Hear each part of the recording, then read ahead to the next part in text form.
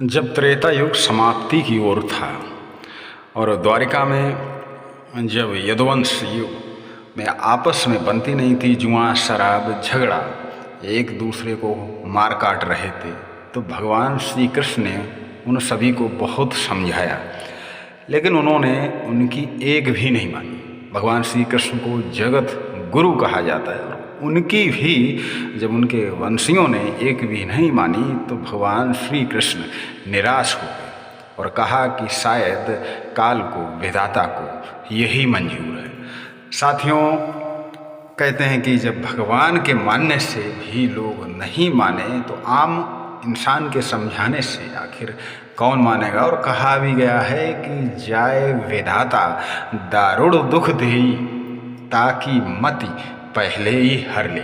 इसलिए भगवान की शरण में सिर्फ इसलिए जाना चाहिए कि प्रभु मेरी जो मति है, मेरी जो बुद्धि है, वो हमेशा सही रास्ते पर रहे।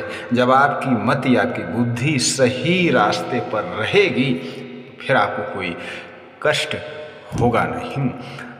और यही विधाता चाहता है कि आप सुखी रहें, लेकिन हमारे पूर्व कर्म ऐसे होते हैं कि उस रास्ते पर फिर हम जाते ही जाते, और यही काल का विधान होता है। इसलिए हमेशा प्रभु से यही मांगे कि हमारी मति सही रहे और जाने अनजाने भी हमारे जो कर्म हैं वो विकृत ना हो, गलत रास्ते पर हम ना चलें।